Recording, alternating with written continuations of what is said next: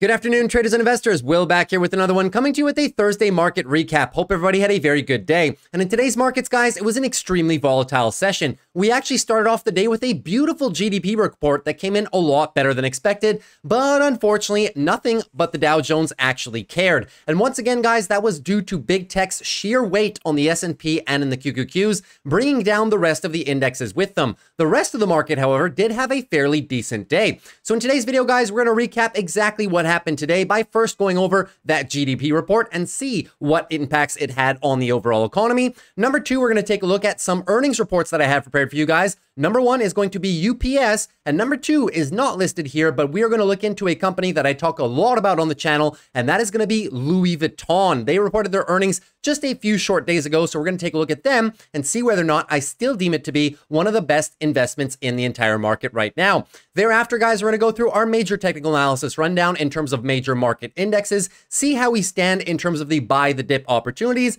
and then go through our big tech list and see exactly whether or not some of those are also on big tech or on dip buying opportunities. Quick little hint, I have started buying the dip on big tech. So let's get right into it, guys. SPY down about 0.52%, QQ down 1.1%, and the heat map shows the entire story, guys. Once again, it's a question of big tech really leading down the entire market. Extremely volatile session, to say the least. A lot of these big tech names were actually green for a majority of the day before, unfortunately, rolling over to the red. Take a look at the price swings on QQQ, guys. Price swings like this you don't see very often. From the open, we got a gap down pretty much going all the way almost to 2% before then rallying well over 2%, 2.5% to be exact. And then towards the end of the day, giving it all back another 2%. One of the most volatile up and down days I have seen in a very long time.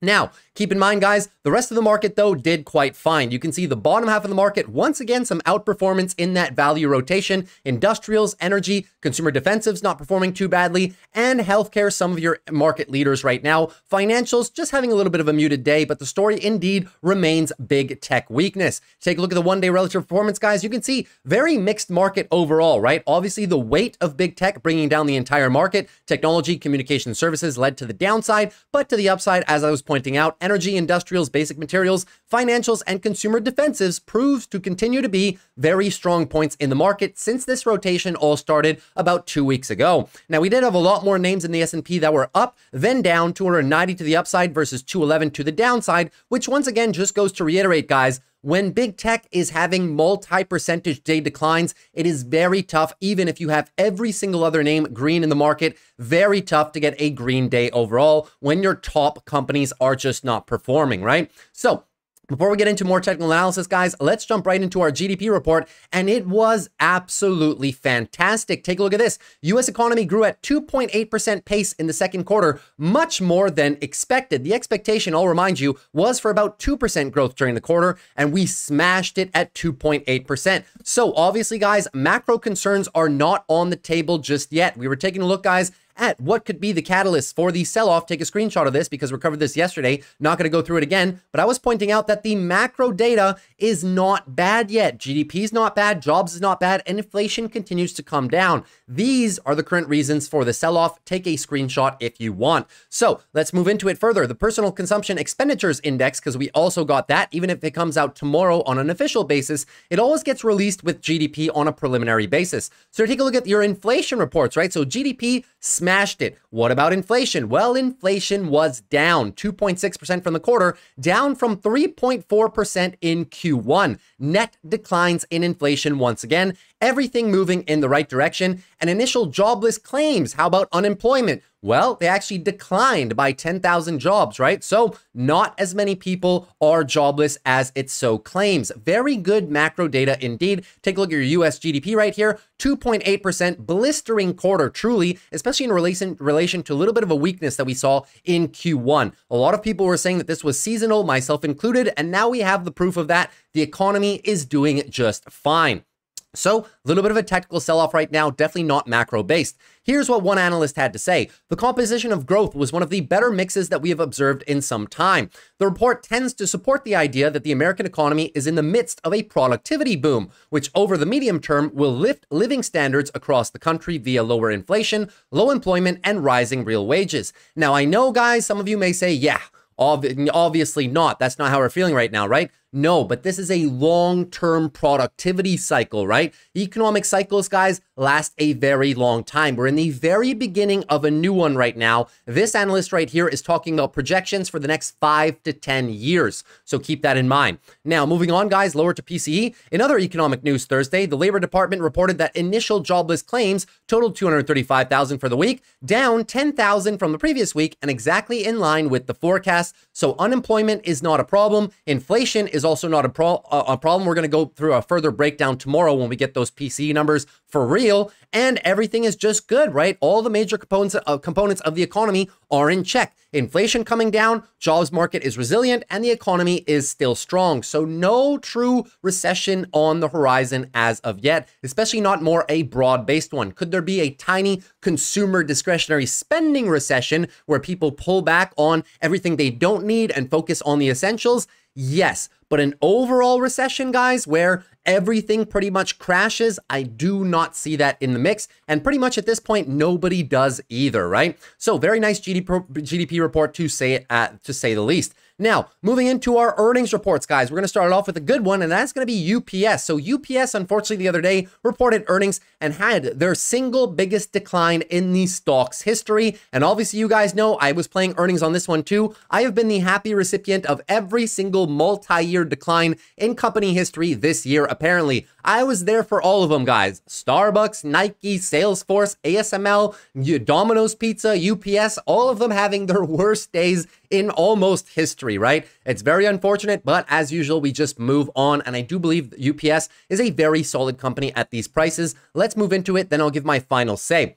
Now, onto their earnings, guys. So what exactly happened? Why are they down about 12% and continuing declines here? Well, they had a double miss. Miss on EPS right here and a miss on revenue as well. No stranger to UPS, guys. UPS has been struggling really with their unit growth for about the last 9 quarters. So well over 2 years, which is why you see this steep decline in share price over the last 2 years. Take a look, guys. That is seen more specifically in the EPS declines, right? Very tough comparables to beat during the pandemic when obviously everybody was shopping online. Came down in 23. 2024 is supposed to be their last transition year before resuming to EPS and resuming to revenue growth as well. And this time, guys, around, this is going to be, in my humble opinion, UPS's last abysmal quarter. They are going to be getting better moving forward, and that is exactly what management had to say as well. So I really like this one for a potential turnaround story right now. FedEx, as a matter of fact, has already started their own turnaround story as a byproduct.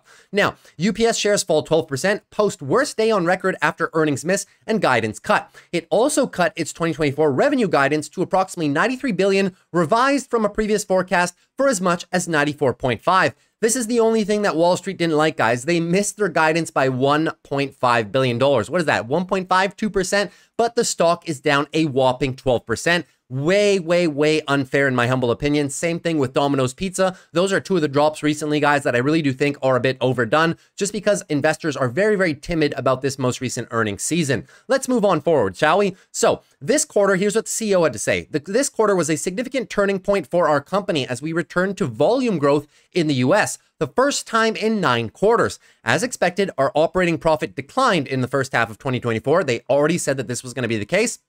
Going forward, we expect to return to operating profit growth. So, rounding the bottom and moving back into growth, this is where we want to be buying oversold companies, especially legacy brands like UPS. Revenue also fell, mainly due to declines in the company's domestic and international segments. No secret there, guys. Clients are ordering a little bit less, and what they do order, they are not putting priority or air shipping on it. They're taking the basic shipping option. That is what's hurting UPS's margin a little bit. Here's what they had to say. Product mix is expected to continue to pressure revenue per piece. However, through expense management and slowing labor inflation, we expect to grow third quarter operating profit by double digits. Finally, not been the case in 2 years. And exit the year with a US operating margin of 10%, back to the standard of what they're used to. August 1st will mark the 1-year anniversary of UPS's massive 5-year labor contract with the International Brotherhood of Teamsters, which includes big wage increases. The company said during the earnings call that it expects the cost pressures associated with the contract to moderate dramatically in the back half of the year. Why is this important about wage growth and unions, guys. Well, when a company has declining revenues and declining profits, but expenses for wages are going up, what happens? They get hit in the margins, and that's what's been a big struggle for the company, but apparently that will be abating as soon as this coming quarter. So looking forward, a lot of good things for UPS on the horizon. UPS's international segment saw a 1% decline in revenue during the second quarter, which UPS attributes to a 2.9% decrease in average daily volume. Shipping volumes. The report comes as weak freight demand and soft pricing in the shipping sector is causing what some call a global freight recession. Global freight recession just in relation to how strong it was in 2021 and 2022. Now, growth in volumes in the quarter was partly driven by e-commerce as business-to-consumer volume increased to make up 58.5% of UPS's total volume. There were 2 new e-commerce customers that came into our network, and you may imagine who they are. These are new e-commerce shippers in the United States whose volume has been quite explosive. The volume was certainly more than we anticipated flowing into our network. Now, can you guess who they are? When I was reading this, I knew exactly who they were right away, and they label it down here. A recent analyst note by Wells Fargo predicted that Temu and Shein were driving the market, accounting for substantial global small package volume growth and driving favorable supply and demand and better pricing. Within the US, CFO said the company is favoring more customers are favoring more economical products, choosing ground and its non-urgent value option SurePost over the more expensive air shipping, which is obviously hurting them in the margins. Now let's take a look at some of their financial results, guys, and unfortunately they were not good, but like I said, last quarter before we start to round the curve. Now, take a look at this, guys. They did miss on revenue, lower revenue than they had at the same point in time last year, down by about 1.1%. Operating profit, as I said, declining revenues, declining margins, and increase in cost of wages and union salaries led to an adjusted operating profit down by about 29%. Not very good at all. Operating margin declined from 13.2 to about 9.5% as well. Take a look at UPS's margins, guys. They've never been extremely solid. I mean, no shipping company is, just ask Amazon, right? But at least their net margins, guys, coming in, even though they had operating margin declines and stuff like that, they still found a way to cut costs dramatically across the rest of the business, especially in selling, general, and administrative costs. And that gave them an actual better profit margin of 6.5% for this most recent quarter, which is actually one of their best quarters out of the last 4. So very good. Company's profits starting to round the curve and bottom out, looking quite decent for UPS. Now, let's move a bit further, guys. And you will see this is the only thing that I wanted to show. Second quarter average daily volume increased 0.7%. Monthly average daily volume growth finally back to growth, guys, for the first time in 9 quarters. This is very, very, very significant, right? So nice to see that the company is moving in the right direction, and they are correct in possibly stating that this is now the bottoming out process of that cyclical nature of the business, right? So you're not going to go through too much more, guys. That's pretty much all I wanted to show you from their earnings report. A couple other interesting statistics and all that, especially their free cash flow. Decent amount of free cash flow generated by the company. Usually on average, they generate anywhere between $3 to $5 billion in free cash flow on any given quarter. So nice to see them really coming in within the respected guidelines, right? Now, in terms of share buybacks, they did say they were going to resume their share buybacks right here. As you see right here, they had paused them for a significant amount of time, almost 1.5 years, finally resuming them right now. Share repurchases of about $500 million. And just as a quick tidbit, guys, UPS pays a very good dividend. At these prices, you are getting a 5% dividend yield. That is substantial for a company whose share price also does appreciate. Usually you only see about 5% in terms of REITs, but this one is very good. And then no signs of the dividend going away at all. They continue their dividend payout using most of all their free cash flow to do that. So looking quite good, guys. International and domestic shipping rates and volumes should be picking up in the second half of the year as we lead into the holiday period, of course. Normally, that is a very good period for shippers. October, November, December, think Black Friday all the way through Christmas, right? So should be having a decent quarter, this one coming up. Q3 and Q4 should be quite good for them. So moving in forward, guys, in terms of the valuation and technical analysis, well, let's look into it real quick, right? So business is at an inflection point, getting better, impacted by wage growth and union deals coming to an end. Now, in terms of revenue growth, guys, never been a company that's growing their revenue extremely fast. This is really in line with their historical averages. In terms of EPS growth, though, very nice EPS growth, 14.5%, which gives them a valuation at $127. PE ratio of only 16.9. 0.7 here, guys. Oops, this is the wrong one. So PE ratio right here on a forward basis, right? It's only about a 16. 16 in the past 10 years is amongst the lowest amount of PE ratios that you can find on this chart. This chart right here measures trailing PE ratios, but when we look on a forward basis, you can see it's always been a good proposition to buy UPS around a 15, 16, very decent. When we divide this PE ratio by their EPS growth rate, it gives us what's known as the PEG ratio. Anything below 1 is relatively very good. Anything between 1 and 2 is decent, and above 2 is relatively high. For UPS to be running a 1.16 PEG, guys, is extremely juicy in my humble opinion. Very nice value down here, especially considering the fact, guys, we're coming up on our major all-time highs. Previous resistance, going to be newfound support. So I love this level right here, guys. 125 down to 120. In my humble opinion, a no-brainer buy for UPS at these valuations, at these levels of technicals as well, looking very good. But as I said, guys, we are looking for the reversal of the business, right? So that's what we need to focus on. Seems as though UPS can do it. So I did start a little bit of position down here on UPS, just looking to pick up a great company, legacy company, of course, at very good prices. And that is exactly what kind of opportunity this company presents us right now. Now, moving on, guys, going to cover the second one for earnings, and that is going to be a big one, Louis Vuitton. So Louis Vuitton this year has not been having the best year at all, as it focuses on, as it's faced also with a little bit of consumer slowdown. Now, its high-end consumers are doing fine, but the company also benefits from a lot of income class and lower income class people that when they have more disposable money, they tend to like shopping at those luxury brands. So those are the consumers that are falling off a little bit. Year to date, down 10%. So trailing the S&P quite heavily indeed.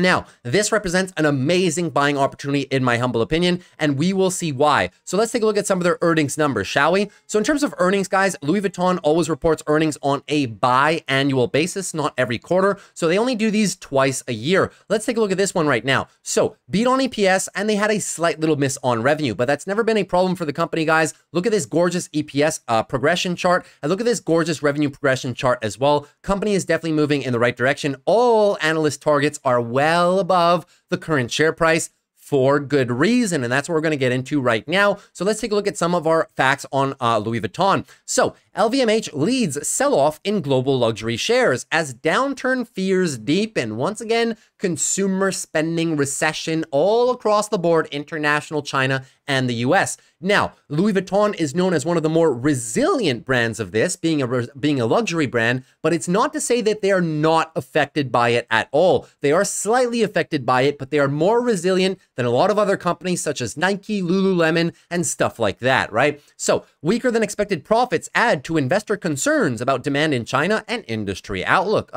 Let's have a quick look. So LVMH led a sell-off in global luxury stocks on Wednesday after the industry bellwether reported slower than expected sales from shoppers reining in spending on champagne and handbags.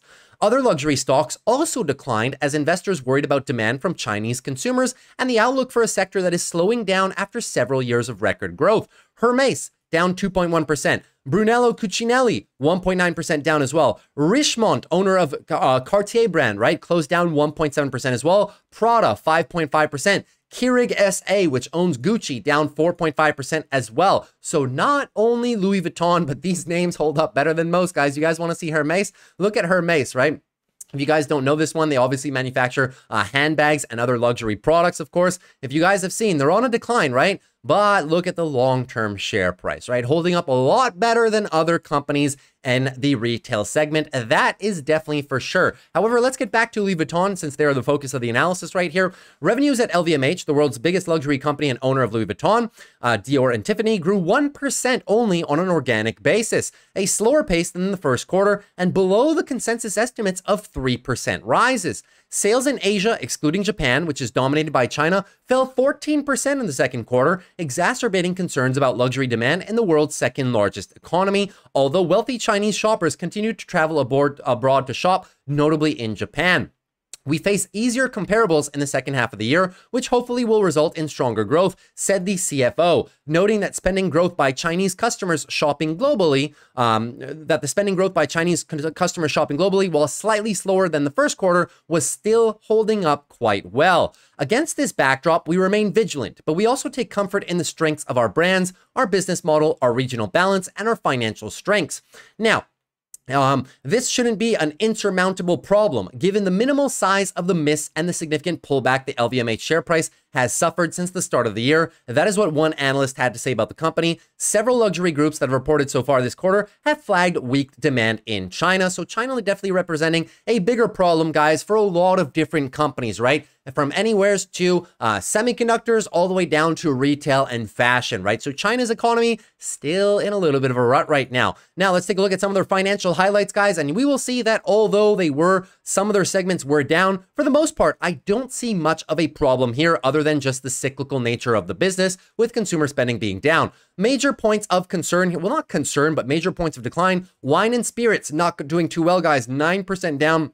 Organic growth on year-over-year change, right? Fashion and leather goods. This is one of their largest components, guys. This was up 1%. Perfumes and cosmetics, also a decent sized brand for them, 6% to the upside. Watches and jewelry struggling. If you guys follow watch prices very closely, you will know that prices of watches since 2021 and 2022, which was the boom, right? They have significantly declined. They were down 3% year over year. And selective retailing, we'll get into that, guys. That's pretty much they own they own high-end grocery stores. They own duty-free stores as well. We'll take a look at that product mix. That was up 8%. One of the significant lines of their business. So nice to see their largest lines of business, for the most part, have been doing good. Gives them a total organic growth of just over 2%. Keep in mind, this company makes a lot of their money, guys, from Asia, more specifically China, right? Only 25% is from the United States and 30% is from Asia, only 16% from Europe. So when they have a slowdown in China and the US, guys, it definitely starts to hurt the business a little bit, right? So that's a little bit of their numbers right there. Now let's get into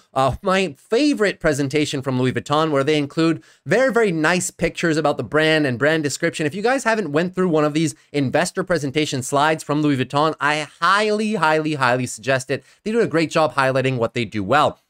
Wines and spirits, organic revenue down 9%, profit from operations down 26% as a result of that slower growth. So here is that business right there, 12% to the downside, right? But they do a great job of highlighting some of their reasons for that, and also some of what they're doing for it. So decrease in demand in Europe on a high basis of comparison, United States down, but revenue still above the pre-COVID levels, and continued international development of Chateau d'Esclan, which is one of their main leading brands here as well. Cognac and spirits as well, market share gains for Hennessy in the US, weak demand and prudence amongst retailers in China. Now, what we have to say about fashion and leather goods, keep in mind, guys, these guys own over 75 luxury brands across their different business segments, right? So here's their fashion and leather goods, where they are actually doing very, very well. Now, they have so many good things here, guys, that they've been doing, right? We're not going to go through all of them, obviously, right? But just to say that this business has been performing extremely well. All of their new collections have been very, very well received, whether that's either directly from Louis Vuitton or from Christian Dior, or a lot of their other brands such as Fendi as well, right? So very, very hot releases from them over the past year have been received very, very well by the fashion industry and by retail alike. Perfumes and cosmetics are also up 6%. Continued outperformance in terms of their Dior perfumes. Obviously, their Dior Sauvage remains the #1 selling perfume in the world right now, and very, very nice performance there. They also highlighted very, very nice performance as well from their other brands such as Guerlain and Givenchy too, right? So very, very nice performance on the perfume brand. Not going to go through everything, guys, but just to highlight, the performance remains strong, and they have some of the top brands in the world in every single one of these segments. Now, watches and jewelry. So watches and jewelry, unfortunately, down 3%, profit down about 19% off of the back of those declining revenues and relatively maintained costs right there. Tiffany. So new Tiffany collection, guys. There was a new Tiffany collection by in pairs with Pharrell Williams, which performed very, very well over the quarter. Bulgari, good momentum as well, and decent rollouts by Tag Heuer, Hublot, and the rest of the things right there. So decent as well. Selective retailing, that was a sector that was up 8%. Profit as well was up a nice 7%. What are those, guys? Well, you'll see Sephora. If you guys didn't know, they own Sephora. They have new records for revenue and profit as well. Significant market share gains in the United States, Canada, France, Italy, the Middle East, and Latin America as well. DFS, if you guys don't know what DFS is, that is duty-free services. If you guys didn't know, Yes, Louis Vuitton owns almost every single duty-free store that you come across in airports across the world. So even though their revenues, very gradual recovery, even though revenues are below 2019 levels, gradual return of tourists to Europe, Hong Kong, and Macau, strong performance in Japan and US airports. So looking very, very decent on that cyclical nature of the business, really coming back as the travel boom continues, right? And then they have their grocery store business, which is also performing fairly well too. So all in all, guys, not a bad report by Louis Vuitton. Just going to show you guys that Louis Vuitton is one that usually outperforms the S&P 500. Take a look at this one over the last 10 years. You can see significant outperformance versus the S&P 500. And it's normal, guys. Their fundamentals are absolutely amazing right now. Let's take a look at it. So let me pull up the Louis Vuitton. We'll go through their valuation metrics right now. So in terms of the company, how do they stand and how are the technicals, right? So revenue growth, 6.9% per year, decent for them. EPS growth through 2027, 10.1% as well. They're not a growth company, guys. They're more of a value-oriented company that grows well and that provides excessively good return on capital for investors. Now, in terms of their valuation here, guys, take a look at $143 right now, only a 21.2 PE. That is really low in terms of their historical averages. This is exactly where I want to be buying this company, if you ask for my opinion. Now, in terms of the PEG ratio, guys, well, traditional to the fashion, guys, usually when we're looking at more value-oriented companies right there that aren't growing excessively fast with EPS, you're not going to get the best PEG ratio. So if you divide their PE by their EPS growth rate, which is a very solid EPS growth rate for a company at their status right now, right? Well, the PE ratio is about 2.10, but it's not the best historical metric for Louis Vuitton. You'd rather look at straight PE in terms of historical averages, and we saw those were within the means,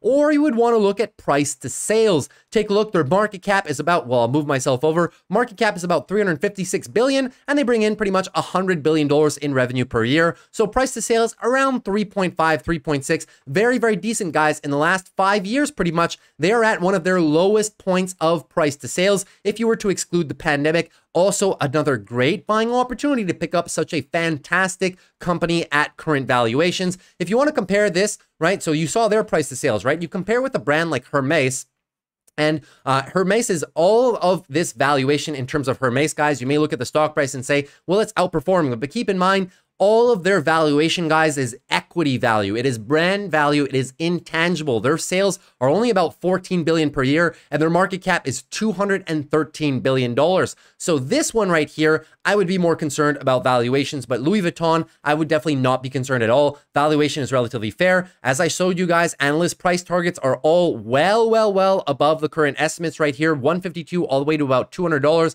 And if we take a look at one of my favorite financial analytics platforms right here, Guru Focus, they have this one rated as a 98 out of 100, really representing great criteria across their entire board right here: profitability, growth, financial strength, momentum. And take a look, significantly undervalued. And these guys are usually very conservative with their valuations right here, guys. So for them to say that it's significantly undervalued right now with a price target of $202, this goes to show you there is some decent value in the stock. And we are literally at the point that I want to buy it at. Long-term monthly 50 moving average, guys. Usually when it's touched it in the past 5-10 years, it's been a great buying opportunity for the company. Weekly as well, 200-week moving average. Usually when we clip this one right here, it does represent a very decent buying opportunity. So could we continue to see short-term declines as the rest of the market falls? Yes, but is it a good buying opportunity for both a swing trade and a long-term investment, 5, 10, 15 years? Absolutely. I think they will continue to outperform the S&P 500. So those are my thoughts on Louis Vuitton. Still one of my favorite retailers in the game, guys. And the reason is very simple. Take out all the numbers, take out the valuation, take out the share price, right? Now, in terms of a moat, right? 75 luxury brands, the largest luxury brand conglomerate in the entire world right now. That is a moat. Can you tell me at a quick glance, what is Lululemon's moat? Do they even have a moat? Very questionable. Now, some other companies that are competing with Nike right now, right? ON, which has been a very hot name right now. ON, right? Decent share price appreciation. In the short term, what is their moat? Arguably, what is Nike's moat? Even Nike, other than their legacy IP value from the Nike swoosh, you can't really say that they have a moat. Their only moat, in my humble opinion, would be in competitive sporting sponsorships. That is where Nike does the best. That is where they get a lot of their money and a lot of their exposure from professional athletes. That is Nike's moat. What does ON have? Can't really say, can you, right? Even a company like Skechers. Skechers has been on a very nice tear recently. Take a look at the share price, right? Very, very nice share appreciation. You would have maybe been a bit sad over picking Nike over this, or picking this one, or picking Nike over this one, right? But what is the long-term moat of Skechers, guys? Can anybody tell me? I mean, yes, decent quality shoes at low prices, but is that truly a moat that nobody else can replicate, right? Very, very questionable. Another another brand that's been growing very, very steadily over the course of this year as they've revamped their entire business, Abercrombie & Fitch. Extremely good share price performance in the short term. But will you be comfortable holding this one for 5-10 years? What is the moat? Quick question, right? What is the moat? Louis Vuitton is one of the only fashion retailers that I can buy and hold for the next 5, 10, 15 years and almost be guaranteed that the share price will go up because their moat cannot be challenged, guys. They will only get bigger and bigger and acquire more and more of their competition and really funnel that pyramid to the top. That is just the way it works, right? So still one of my favorite companies in the game because of the moat. Number one rule in value investing, in my humble opinion. So that's pretty much everything we had to cover in terms of earnings today. Now let's get into some juicy technical analysis, shall we? So taking a look at the SPY here, guys, we'll go through these quickly while it loads. Give me a quick second. And let's get right into it. So guys, the dips continue right now, right? Very, very heavy momentum to the downside, but keep in mind, we are not close to being daily oversold, similar to what we were back in the month of April. So big, big, big momentum by the bears. Daily downtrend is definitely underway. And I was warning about this yesterday, guys. If we were to get a bounce today, keep in mind, where are we bouncing into? We're bouncing into our previous support, which is now resistance, 550 all the way down to about 542. And it rejected picture perfect from these levels right there, all the way up into it, and then rejected from your higher time frames right there, right? First rejection and now continuation to the downside. So the next area of support that we're going to be targeting is 530 all the way down to about 516. The S&P 500 right now, down about almost 5%. The correction last April was about 5.5% total top to bottom. And the one last October when things really got bad because the macro wasn't looking good, that was more of a 10% correction. So this one, just the same, guys, if we pull back into the support zone, should be about 6 to about 8.5%. We are more than halfway there already. So could we just straight flush into here? Yeah, that's a possible scenario. But another possible scenario is a slow decline like we had in October, right? Maybe some choppiness leading into it as a whole.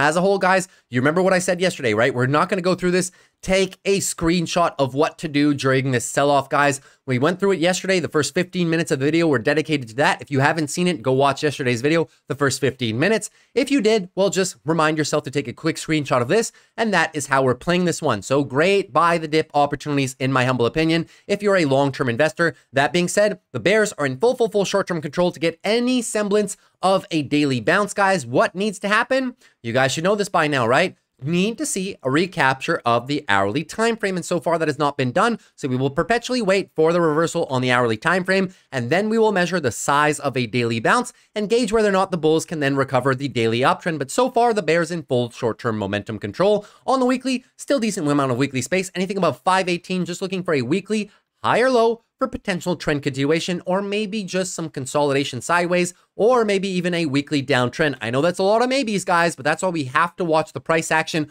One thing is for sure, the huge area of support that it's going to be very hard for the bears to get through is this one right there. So whether they do something like this or something like this, right? I'm just saying that here is probably the area where the bears are going to get put on the brakes by the long-term bulls. Moving on to the QQQs right now. So QQQs also continuing their sharp decline right now, 1.10%. Daily downtrend clear as day. Not yet daily oversold conditions. And even the short-term time frames, guys, 4 hour, slightly oversold right now. The 1 hour, we're deeply oversold, but you saw the bounce pretty much erased that. Now we're back to the hourly oversold. So one thing is very, very clear here, guys. Wait for the hourly trend to change. If you want a daily bounce, the first thing that needs to happen is we need to see an hourly uptrend shift. Thereafter, we're going to measure the size of the bounce. A weak bounce like the one we saw here before losing the hourly will undoubtedly lead to another rollover. So whenever this bounce happens, let's say it's tomorrow, we're going to measure the size of the bounce. And if the bounce is adequate enough, the bulls have a chance at reversing this. If it's too weak, we may just roll over into lower area of support. Where's the lower area of support, guys? Well, 451 down to 435 is the big zone that we're going to be watching out real quick. The weekly higher lows are right down here as well. 444 on the Qs. So keep a very close watch on that one. Should be very interesting if we do come down and test this right here. All in all, guys, top to bottom right now, we are almost down 10% on the QQQs in 2 weeks only. The one in April was about 8%, and the one last October was roughly about 10% as well. So we're really coming to pretty much maximum end value, guys, of the potential crush. Keep in mind, next week, if earnings are bad next week, guys, I really think that the absolute crush will be upon us. Microsoft, Apple, Amazon, Facebook are all reporting, and we have Jerome Powell speaking next week as well. Tons of volatility, tons of earnings. If there's any time that these markets will get absolute flush zone, right? Peak fear, maximum pain, it could just be next week. So keep that in mind. We're pretty much more than halfway through the intended sell-off, in my humble opinion. So it's time to buy the dips. Moving on to financials right now. Financials not faring too well today either. Daily downtrend just continues right now. Going to keep a close watch on our previous line of resistance, which is now going to be support right there at about 42.40, almost into it right now. 26 is sitting right there. If ever we lose this and continue the daily downtrend, guys, what are we looking for? Once again, just looking for the weekly higher low, anything above 40.42, looking for that weekly higher low for continuation of the uptrend. Maybe just able to pull back in here. 41.74, guys, seems to be a good area. 12 EMA is right there. Big previous all-time high resistance is going to be newfound support and all this congestion from earlier on in the year. So likely area to stop and maybe just continue this weekly uptrend into the end of the year. The monthly bulls are still looking extremely tight, extremely solid for that follow through, and financials should benefit tremendously when we have that first interest rate cut. Moving into XLV healthcare right now. So healthcare getting rejected at the tops, unfortunately, today and ending in a little bit of decline, following suit with the rest of the market. So hourly uptrend was in our favor and now engulfing move. If we set the hourly downtrend into tomorrow, you guys know the drill, means that daily consolidation is underway, and we'll be looking to the lows of pretty much last Thursday. 147, break that, daily downtrend is underway, and then we get a little bit of weekly consolidation as well. Everything looking pretty decent here, guys, though, because we are consolidating above a huge area of previous resistance, which is now going to be support. So keep a close eye right here. 147, 145 could be the zone where the bulls put the stop to this before resuming a potential uptrend. If ever we dip a little bit lower than that, keep in mind weekly lower high is right here, or higher low, excuse me, 142.78, looking for the weekly higher low in this big range of support, and then potential trend continuation later on in the year. Healthcare is also a very favored sector right now with the rotation into more value stocks, and they also tend to benefit from reductions in interest rates. Moving on to semiconductors right now. Semiconductors, obviously one of your lead outperformers to the downside as of most recently. After leading the market to the upside, guys, they are now leading the market to the downside, going from lead bull to lead bear in an instant, apparently, right? In only the last 2 weeks. So daily downtrend continues at this point, not yet daily oversold conditions. And on the 4 hour, we could take a look, guys, barely 4 hour oversold. That's the problem when you come off of such heightened overvalued levels, right? It takes so long for you to get the other end of the spectrum right there. So keep an eye, guys. Levels that are going to be key right now is obviously today's low. If we can set an hourly higher low and change the hourly trend by breaking today's high, we will have a new hourly uptrend. Your daily bounce will be underway. And then we measure the size of the bounce in relation to your most recent lower high. This one right here, size of the bounce is key. You remember this bounce right here, very weak bounce before we lost the hourly time frame again. We highlighted that. And then you got the undoubted rollover, right? So that is what we're going to keep an eye on, guys. When we do get the daily bounce, how high does it go? Keep an eye on this resistance right here, 248, probably going to be used as resistance. The moving averages are all above us right now. Going to be challenging for the bulls to get over and above that. So may just be due for further rollover, guys. Right? If we do roll over a bit further on the weekly, well, just keep in mind we are coming up onto a beautiful area of support right now, coming very, very hot into it. We're actually into it right now, and that is 240 all the way down to about 225, coming into it in a hot fashion, top to bottom decline, about 17% right now. The one back in April, top to bottom, was about the same 17%, which is why I say good opportunity to be buying the dip right now. And the one back in October, 16%. Beautiful opportunity, guys. So many companies on the dip right now. And two of the ones that I did start buying today was number one, ASML. I wonder why. They're coming into a huge box here, guys. So I had to take a little bit of a nibble on ASML. Took a little bit of a nibble early on in the morning on TSM as well, as they did come down into our previous area of structure right here. If my chart will load, apologies. I think I have too much things opened on my computer. So I took a little bit of a bid on TSMC when it hit the 152 area right there. And we're now above that as well. Going with the most solid companies. Did not try and pick AMD or NVIDIA just yet. Just going with the industry leaders right now, the ones with the largest moats. Not saying that AMD and NVIDIA don't have very, very decent business models themselves, right? But TSMC, arguably almost a monopoly, and ASML is a monopoly, right? So AMD, A lot of hesitation still. Valuation is still a little bit high. I like the valuations on TSM and ASML a lot more. It's the only reason why I'm picking the bottoms on those and not yet on AMD. So semiconductors, continue watching for that continued weakness. Now, moving on to IWM.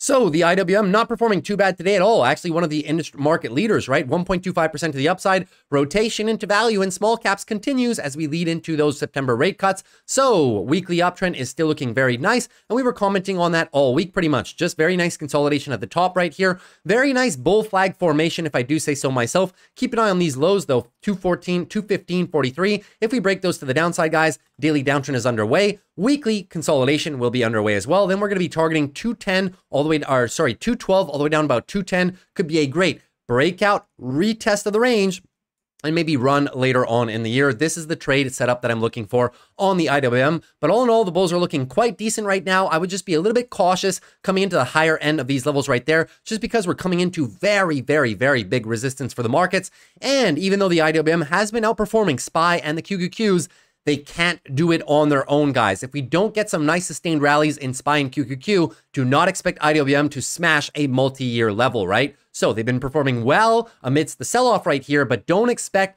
the moon from them, right? It's going to be very tough for them to get through all of this without overall broad market support, especially from some of your tech names. Now, moving into the Dow Jones. Dow Jones, one of your more defensive sectors, guys. If you're looking for plays for the value rotation, go into the Dow Jones list of top 30 holdings and look at those companies, guys. Those are the ones that are getting most of the rotations right now. So moving on here, guys. Daily was looking good, but unfortunately we lost it. Daily downtrend is underway on the Dow Jones. So we keep an eye on this lower level of support right down here. 39,600 down to about 39,400. This tight little range. Previous resistance for about 2 weeks should be newfound support. The 50 daily EMA is there as well. Very, very strong level for the bulls. And keep in mind, what are we looking for on the higher time frames on the weekly? Just looking for a very beautiful weekly higher low. Anything above this right here, 38,000. Looking for that weekly higher low for potential trend continuation. That's why I put these two little lines right there. That's the whole 38,000 or 39,600, 39,400 range. 12 EMA on the weekly is there as well. I would not be surprised if we get a breakout, retest of the range, and potentially run later on throughout the year. Looking quite decent on the Dow Jones. Now let's do a little bit of crypto because we haven't covered crypto all week, but Bitcoin is looking pretty good, all things considered. Daily uptrend still underway right now. Daily higher low trying to be set actually an equal low with the markets and respecting our major moving averages, which you like to say, which is what you like to see, right? So now Bitcoin has a big job ahead of it. Needs to continue this daily uptrend in motion. If for whatever reason we lose these lows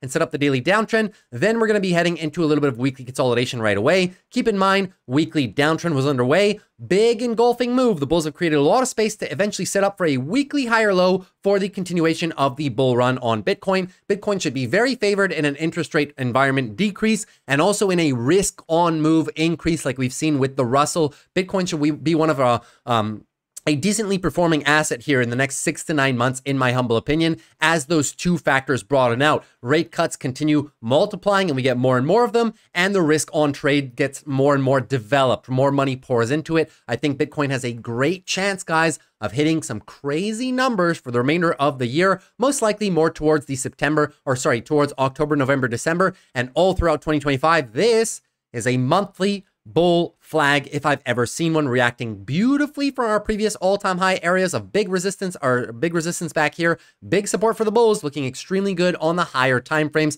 Focus on the higher time frames, guys. Crypto is extremely volatile in the short term. If you have a long-term investment thesis, try not to get shaken out by these moves right here, right? Ethereum also not performing too bad here, guys, right? But if I had one asset to pick for the next 5 to 10 years, set it and forget it. It has to be Bitcoin, right? So moving on to Ethereum. Ethereum, unfortunately, losing the daily, setting up for the daily downtrend right now, and kind of blasting through our big area we were counting on, 3,300 down to about 3,100.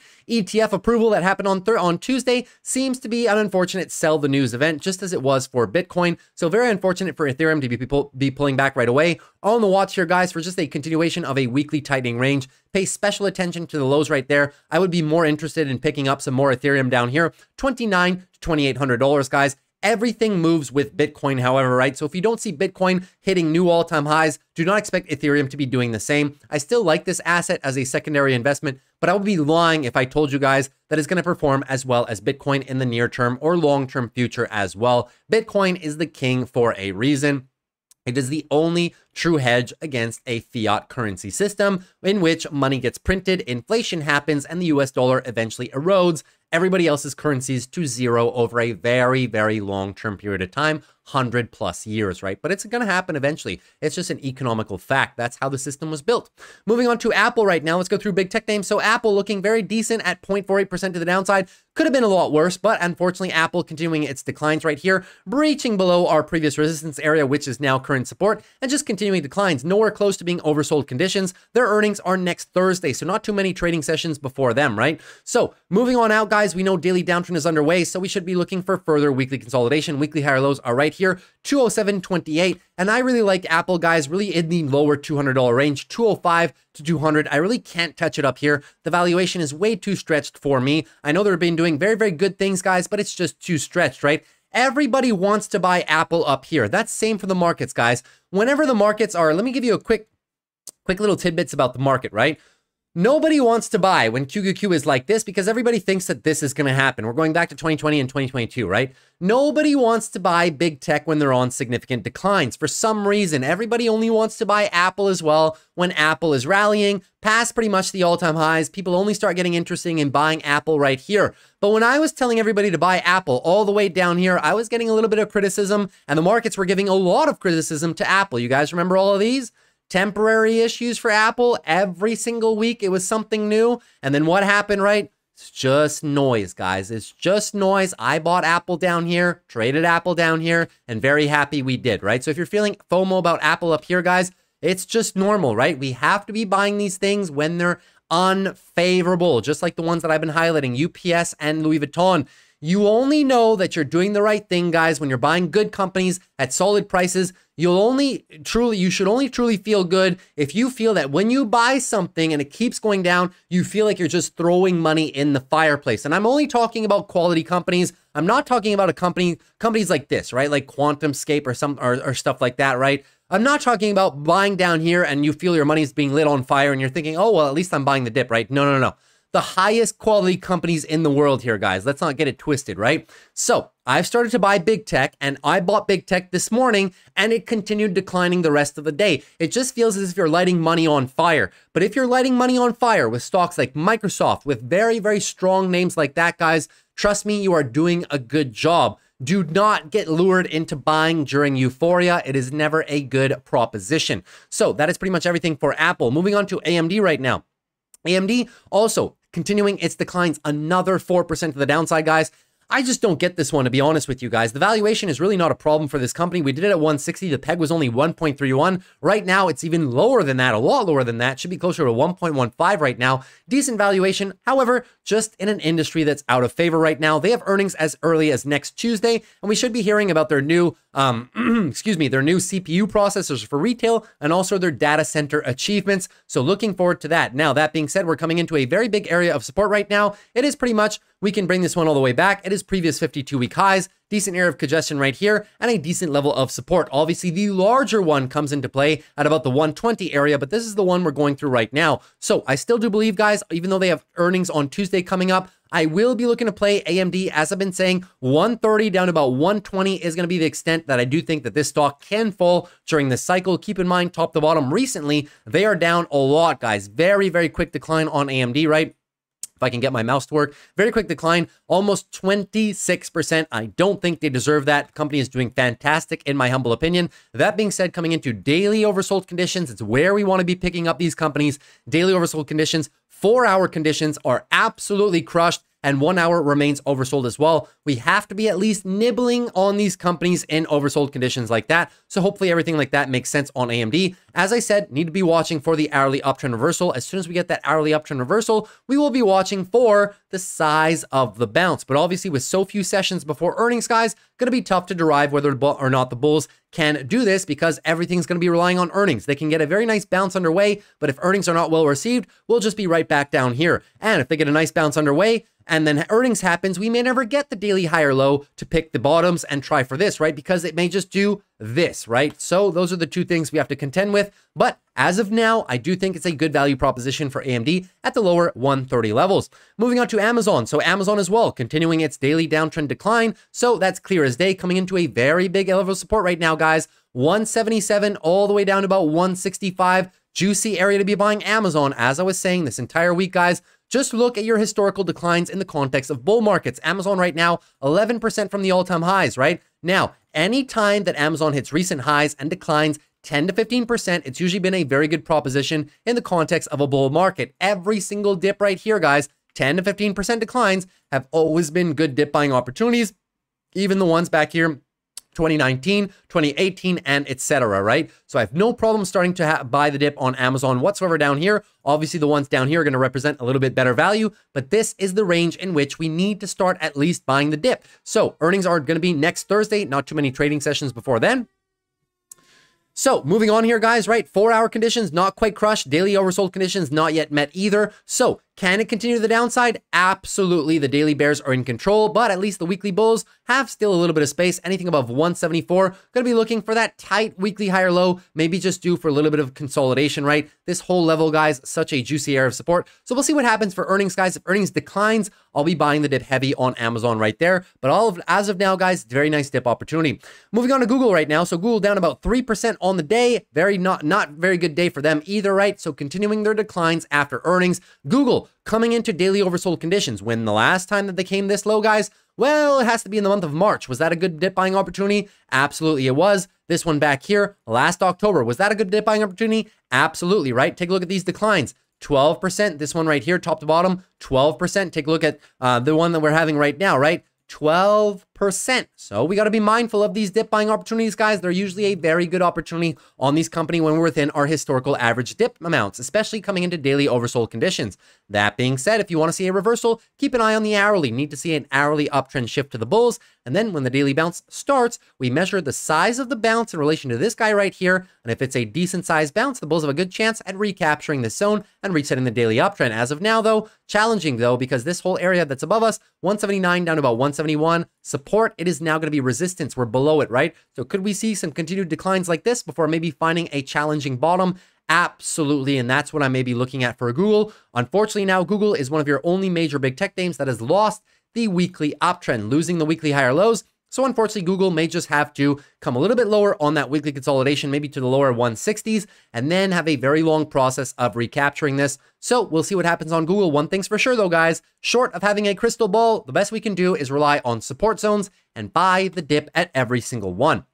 Moving on to Meta right now. So moving on to Meta, Meta also down about 1.7% today, continuing their daily downtrend. Unfortunate for Meta. And now we are officially below our last area of support. Big area of support back here and huge area of support. So unfortunately, this will now be a little bit of resistance for the bulls and we may just get shot down. Keep a very close eye on your hourly trend, guys. Need to recapture the hourly uptrend. If we do, your daily bounce is now underway. And we take a look at the size of the bounce. I will tell you about the size of the bounce when they start happening. As of now, daily bears in full short-term control. Meta with earnings next Wednesday, guys. So huge day for them. Obviously, if they come down after earnings down into this 420 area, all the way down to about 410, I'm going to go shopping heavy for Meta, guys. Keep an eye. Historical declines, right? So 18% from the all highs right now. Was it a good opportunity in the past? You tell me. Very nice opportunity. The one that happened last fall, down about 16, 17%. Was it a good buying opportunity? I don't know. You tell me, right? In the context of bull markets, when Meta has these declines, 17%, is it a good buying opportunity? Yes, may take some time,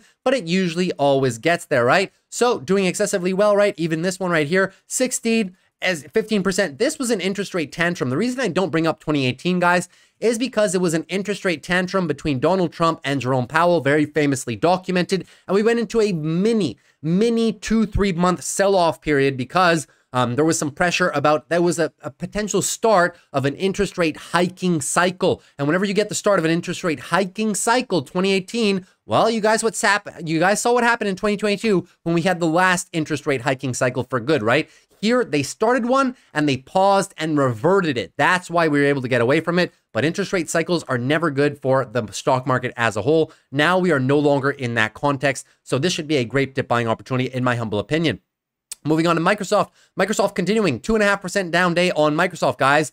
And their daily downtrend simply continues as well right here. So daily declines on Microsoft now approaching daily oversold conditions. So when we hit daily oversold conditions on Microsoft, is it a good buying opportunity, guys? I don't know. You guys tell me. Last time it happens was January 2023. Was it a good dip buying opportunity? Last time it happened right here. Can it go a little bit more? And this is the bear market. I shouldn't be using this one. So let's just actually go back. This was the interest rate hike cycle as we talked about. You saw this was COVID, but then you look back, the only other major declines is the last interest rate hiking cycle beginning or late, 2018. I remember it just as it was yesterday. But in the context of overall bull markets in a weekly and monthly uptrend, take a look at the size of Microsoft pullbacks. And you guys tell me, right? 7%, great value proposition. 7%, great proposition. Here, top to bottom, 8%, great proposition. Oops, we had a little bit more of a one. This one was in 2020, 14%.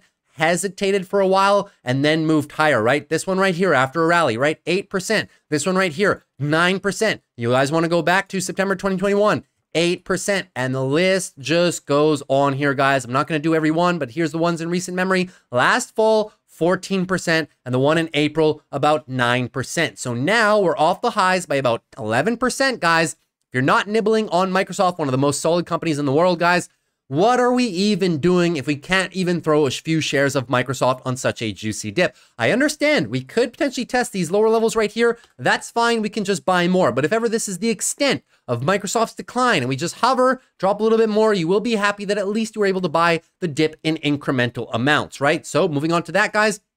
Going to be watching when the hourly time frame shifts. That is when your daily bounce starts on Microsoft, and we'll be watching for the size of the bounce. But now, unfortunately, we are below our big area of previous resistance, which was now support. It will be resistance again. So something like this, lower high into lower low, is potentially very likely. The next big area of support, you guys obviously know this, 410 down to about 400. That is going to be the level that I'm going to go a bit more aggressively on Microsoft. Look, the 200 daily moving average is right there as well. All in all, Microsoft not looking too bad, but obviously a byproduct of overall tech consolidation has led them to be declining. And weekly, yes, we are still in weekly trend control. 405 is your weekly higher low, guys. So keep a close watch. Microsoft can lose a weekly uptrend. It's just it takes a while to get it back thereafter, right? We're not saying that we're going to go into weekly declines, multi-month declines, something like that. Just a little bit of a dip opportunity as of now, in my humble opinion.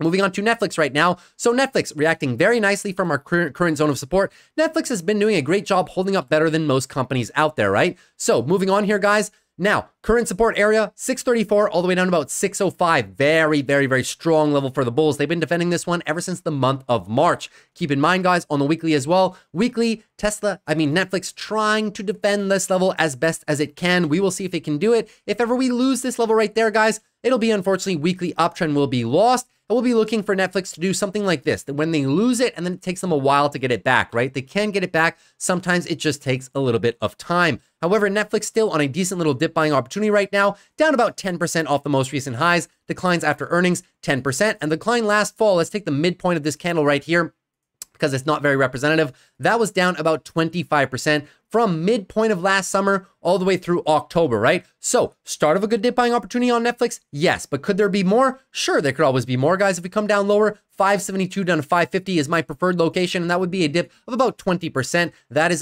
so this is a initial dip buying opportunity on Netflix. Start little nibbles. You don't even have to buy one full share. You can buy fractional shares, guys. 50 bucks, 60 bucks, 75 bucks of Netflix. Just buy something if it's a high quality conviction company for you, right? And down below here is when we can go a little bit heavier because your longer term bulls are in full control of these monthly timeframes, and the business is doing better than ever. So that's the analysis on Netflix. Not quite daily oversold. We will watch for a trend recapture by the bulls, but so far the bears control the shorter term timeframes. Now, give me a very quick second. Moving on a bit further, so NVIDIA 1.72% to the downside, and I was telling you guys to be very careful of the 110 down to 105 area. Most likely, guys, we were going to retest that, especially after losing the support zone yesterday, 119 to 115, and the continuation of the daily downtrend momentum and with overall semiconductor weakness. So daily downtrend continues here, guys. So far, no hourly uptrend recapture. Big bounce by the bulls, but they need to convert. If they convert into tomorrow, we will then measure the size of the bounce that the bulls are able to muster up and determine whether or not they can able to set the higher low into daily uptrend shift, or whether or not the bounce is going to be weak. Use this support level as resistance. Use that 50 EMA, this red line right here, as resistance as well, and just send us a little bit lower further daily downtrend and further weekly downtrend consolidation as well into further monthly consolidation. NVIDIA does this sometimes, guys. 1-2 monthly candles of slight decline, and then they just resume. Nobody is saying that the company has any problems just yet. 2024, they said, is going to continue to be great, and 2025 should be another good year for them. This is just industry consolidation as a whole. Picture perfect industry consolidation. And if we do come down a little bit lower, guys, I've already mentioned to you where I'm going to buy NVIDIA stock fairly good, or fairly aggressively rather. 105 down to about $92, this previous zone right there. Is exactly where I want to go shopping for the company. And I do believe that is where probably most of the extent of the damage will stop. At that point, NVIDIA will be down pretty much almost 25 all the way down to about 30%. Same thing happened to them last April, pretty much, when they went down about 20%. And the consolidation last October saw lows of about 25% declines. So really in standard with what NVIDIA has been declining over the past year of trading, right? So good little dip buying opportunity for NVIDIA. Under 110 starts to be a little bit of nibble, but 105 down to about 95, that starts to be more and more heavy buys. Moving on to Tesla right now. So Tesla, at least one of the only few Mag 7 names, the only one as a matter of fact, that was in the green today. So nice to see them recover a little bit after their earnings disaster. Well, you know, their earnings were okay. Weren't the best, but they were okay. It's just that they didn't support this extreme rally that they had, right? So that's why they're on the decline right now. Daily downtrend, clear as day. Size of the bounce, guys, well, keep an eye on your hourly trend, right? So we do have an hourly uptrend shift. If, however, we continue losing this into tomorrow, sadly, it will just be continued daily downtrend for the bears. The bounce size was fairly weak today, so if we continue market weakness, would not be surprised to see this one go a little bit lower, maybe all the way down to test the 200 level. 200-day moving average is down there, and we're now in this big area of previous support for the company, right? So much price action in this whole 220 down to about $200 level in the past 3-4 years, right? Very hotly contested area. And your weekly bulls are also trying to set up for a weekly higher low. All your moving averages are converging between 210 and about the 199. So it could be a very decent level of a first line of defense for the bulls. And then they need to try and at least consolidate this momentum right here, because I really don't believe with how earnings went that Tesla is going to do like this right away. The best the bulls can hope for is consolidation above the $200 mark. I get way more interested in Tesla, guys. Anything below 200, if we come back down there, I'll probably be picking up a few shares. But right now, even at 220, I'm going to be very picky with this one, just because in the earnings, guys, they didn't give us any immediate catalysts for short-term recapture of demand. They focused on the long-term growth of the business, which is great. That's why I invest in the stock as well. But at least, can we please get some short-term guidance on concrete steps that they're taking to help the consumer, right? That is what we need from Tesla. Moving on to Palantir right now. So Palantir also up about 0.11%. They were actually down significantly on the early part of the morning, but nice little bounce. We will see if this bounce translates into an hourly uptrend shift. If they do, we will be daily bounce underway. But keep in mind, very big move to the downside right now. Yes, we are reacting from a nice area of support, 26 down to about $25. However, maybe just looking for the lower high, using all of this previous area. Sadly, it used to be support. It'll now be resistance for the bulls, and then maybe looking to revisit these levels right there as we continue overall broad market consolidation. Keep an eye, guys, on the weekly. What are we looking to do on the weekly, guys? Just looking for a weekly higher low, right? Anything above 20.4, so much space looking for the weekly higher low for continuation of the eventual uptrend on Palantir. So a little bit of a dip buy opportunity on Palantir, very possibly, right? I didn't pick it today just because of the overall status of the market. However, if we continue declines here, guys, just because of how much we've come down, I'm going to adjust my price targets on Palantir. I'm going to be probably playing short puts, 24 all the way down to 20 if we drop. I want to be building more of a position on Palantir, 24 down to about $20. There's obviously a bunch of ranges. This is the first range. Second range is 23 down to 22, and then the big one is down to 20. Unsure of how much this one can pull back with overall tech. All I know is that as soon as I see $24 or better, that is going to be where I start buying the dip on Palantir. So that is pretty much everything I had for you guys today. In tomorrow's video, what we're going to cover here, guys, is since there's not much earnings that I want to cover for you guys, sure, there's so many companies, guys, but I think to be fair, we went over the biggest ones, the more stable ones in the market right now, and in my opinion, the ones that represent the best buying opportunities. Tomorrow, we're not really going to focus on earnings at all, even though there are some that are coming out tomorrow. What I want to do tomorrow, guys, is going to be a focus all about trading. We're going to be looking at names to go shopping on. I'm going to give you guys a list of a bunch of names and how I am approaching buying these dips and how long we could potentially expect this correction to last. Because, guys, if you want my honest opinion, I really don't think that this is going to be the end of the correction. As I said, I really think that rather than a band-aid pull like we got in April and just resumption of the trend, it may be something a bit more long like the one we got last fall, because keep in mind,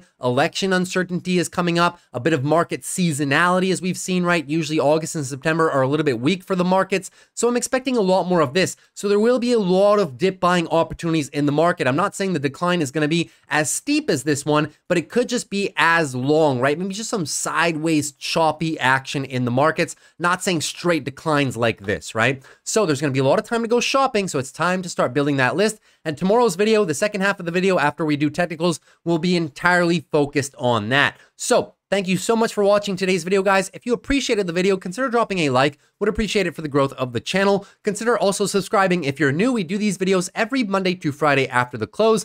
A lot of the times when we're not doing earnings, though, they're a lot shorter than this. So if you enjoyed it, guys, please consider subscribing. And lastly, if you have any questions at all, especially in this environment, guys, please feel free to leave them down below in the questions in the comment section. I'll be able to answer you within the first 24 hours. So take care, guys. Have a great rest of the week. Tomorrow, trading session, guys. And I'll see you tomorrow after the close. Take care and peace.